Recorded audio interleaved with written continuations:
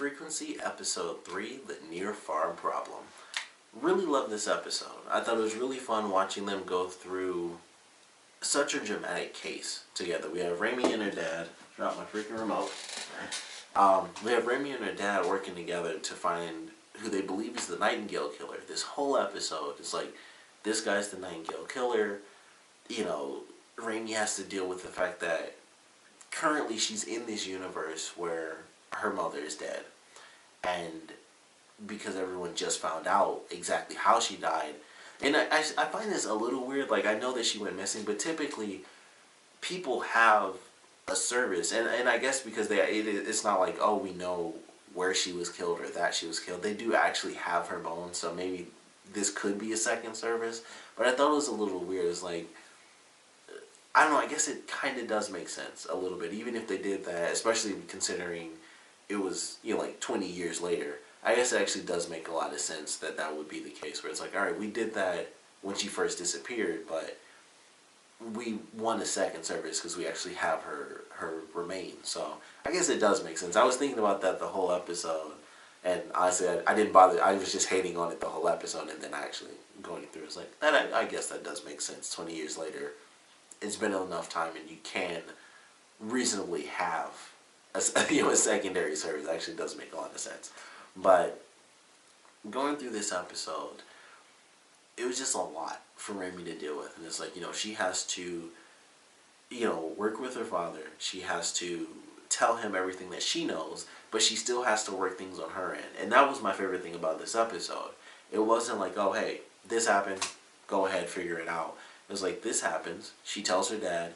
They go through, and I love that opening scene when he goes in. And so he goes in, and I wish I could remember his partner's name, but Mackay Pfeiffer, he's freaking out because he's like, hey, we're breaking a bunch of laws and stuff like that.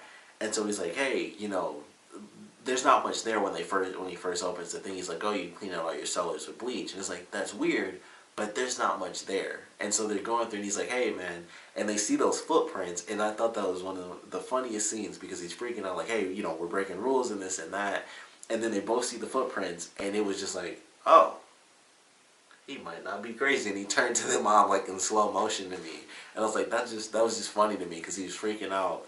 And it's like, that's weird. That's legitimately weird. Now we might have something. Because it's just random, cellars and crap. Who knows?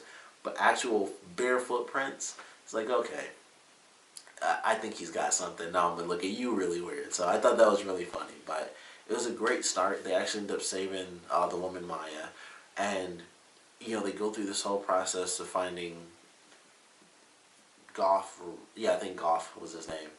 So they go through this whole process of trying to find him, and he vanishes, and we find out that, like, not even halfway through the episode, like, basically at the beginning still, that Goff is still missing. And he's still, he's a missing person, and it's still active because his mother protected him, and he took off. Like, he bolts, and I thought that was cool because Raimy had to go through this crazy experience, like, crap, we saved this woman, but he's still out there, so eventually, even though we saved her, he would still get to mom. And so she's going through this crazy process. She has to find his mother in the present, going through a bunch of, like, housing records and stuff, and her jumping from property to property, tracks her down, finally gets to her and says, hey, if they find your son, he'll be shot down and killed. It's kind of ironic for her to say that, like, I'll give him a chance and he can come in. And so his mom actually gives him up in the present, and she goes nuts on him. And honestly, I wasn't expecting it. And it was kind of interesting because I didn't think she'd snap on him like that, because the whole thing, even though it's still difficult, because of course currently her mother is not in that timeline, so she still does have to deal with that, where it's like, mom is gone, but she knows, like, and it's this weird thing where it's like, she knows that she can save her, but she doesn't know that she will. And the fact that she's in this timeline, she still has those feelings, because as she mentioned, like, she remembers, like, they did this in the premiere, she's like, I remember it both ways, where this happened and this didn't happen. So she still has those emotions of not having her mother, but she still has, and they do it where we get the flashbacks of her. In this episode, it was with her boyfriend, the British dude, or Australian guy.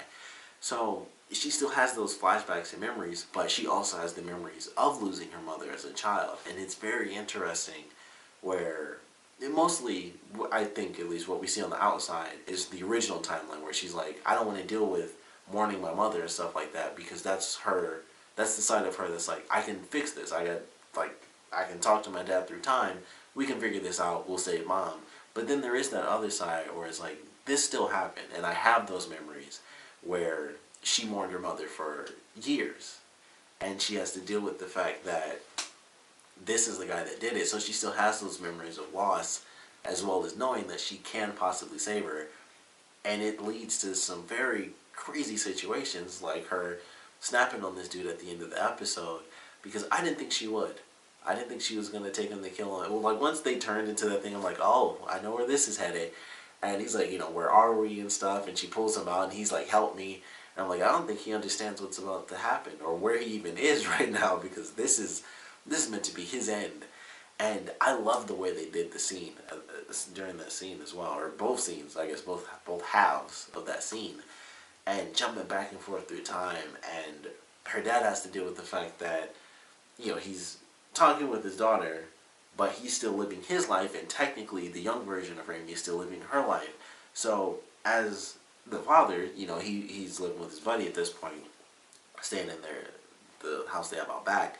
And it's like they're supposed to have this whole day together and everything. It's like, we might have the guy, and, you know, my daughter would be disappointed now, but I gotta save her mom. You know, like, she'd hate me if I just stayed here with her and didn't try to go get this guy.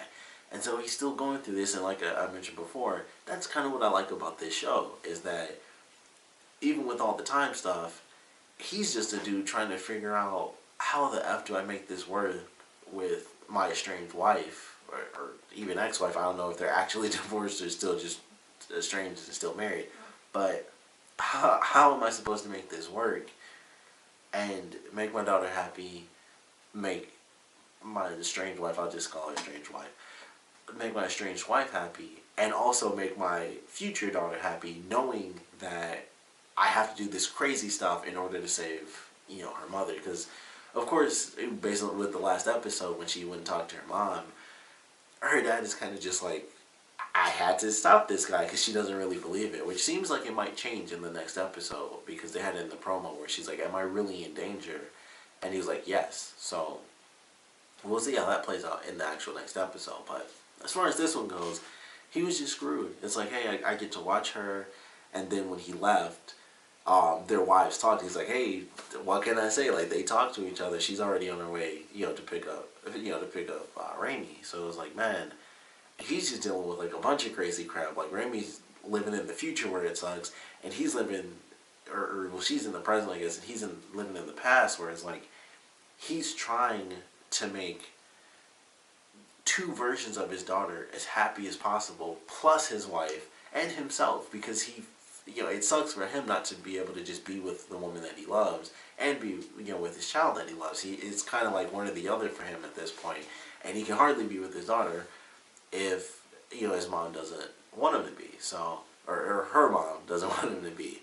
So it's just really fun watching that dynamic and thinking, you know, especially in this case where it was like, we thought for sure, especially Raimy, it was like she thought for sure that this was the guy that did it. And, you know, they go through, they get these records and stuff like that, and they finally find him, you know, at the payphone. And he takes off, and he's running, and I knew he was going to die, too. I thought they'd actually do it where she'd get to kill him in the present at first, but as it kept going, it's like, okay, she's going to do this, she's going to do that. And, you know, in the past, he realized, it's like, crap, they got me. Like, plain and simple, they got me. Like, that was his one moment, at least at that time. That was the one thing he had with his mom, was that little payphone. So, that was it for him. It was like, that's all that he could possibly do. And he was like, you know what? It's over. Like, the game has been lost. And he just walks out and kills himself. And, like I said, I love the way they did it, where she's freaking out and stuff, and she goes and she turns around. Now I love the way they did it, and she just turned around and he's just gone. And also like the way they do time travel, because it's really weird, because a lot of other time travel things is like, oh, you know, you change one little thing, all of this changes, or something as big as a character dying 20 years in the past should change everything. But in this show, it's like, oh yeah, he disappeared, but she still got cut, and all that other stuff still happened. So it's like, I kind of like that. I like that type of time travel. It's very different than what you typically see, and it kind of works for what they're doing because it's in real time. So it's kind of a different side. It's still technically time travel, like anything they do. I mean, if they bring a woman to life, clearly that's going to change everything, but I guess this guy dying, it's very different. And it's just a bunch of weird stuff because they, they still have the memorial, so she still went, technically she still went and did all that stuff, but at the same time she didn't. So it's kind of funny. Like, it kind of works, kind of doesn't work. It's time travel. It'll never be perfect until we can actually travel through time.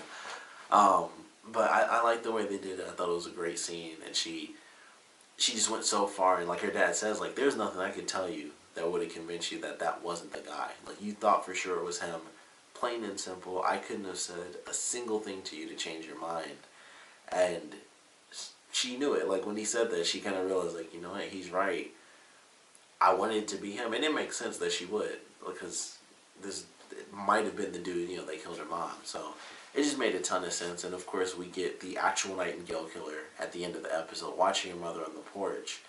And like I said, we just have to see how it plays out. But I love the way they did this one. Every episode, I think it just works out really well, seeing this realistic dynamic and seeing, how they both have to deal with these two different time periods, and how she's in the future where things are, so different now and so crappy. She doesn't have her mom. She doesn't have her fiance, who she kind of stalks, as she mentions, like, I come here all the time, and Sunday, and he's like, I always come Sunday.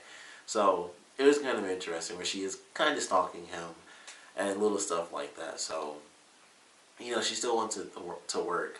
And he didn't seem super disgusted when she mentioned, like, I come here Sundays, and she gave, like, what is admittedly a super weak excuse, like, oh, we must have just missed each other then.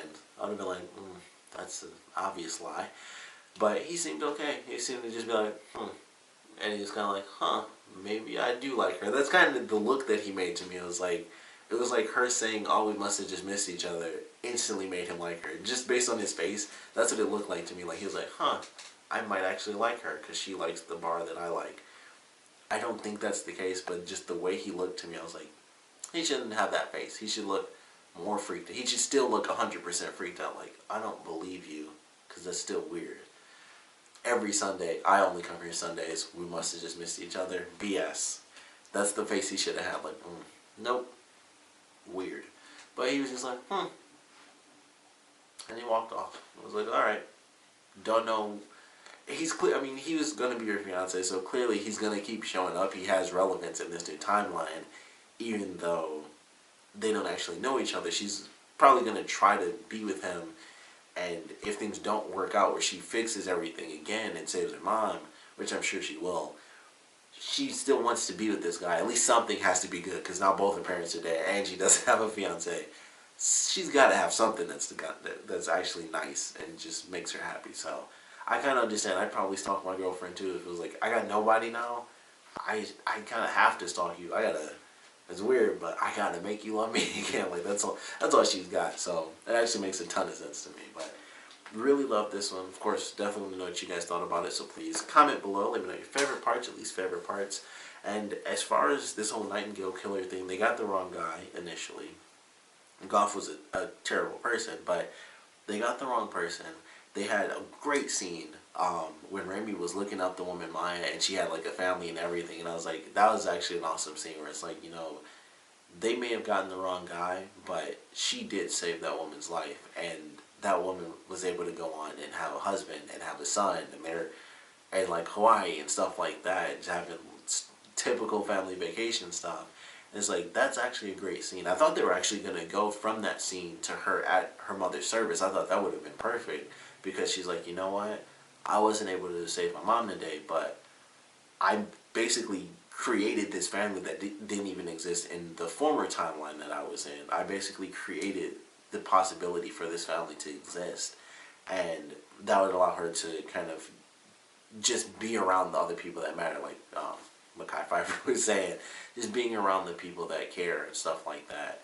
So I thought they were going to do that. I was kind of surprised it didn't transition to her mother's service, but I still love that scene. I thought it was really great. But with everything they're doing with the Nightingale killer and stuff, I definitely want to know how you guys think it'll play out. We still have the actual Nightingale killer.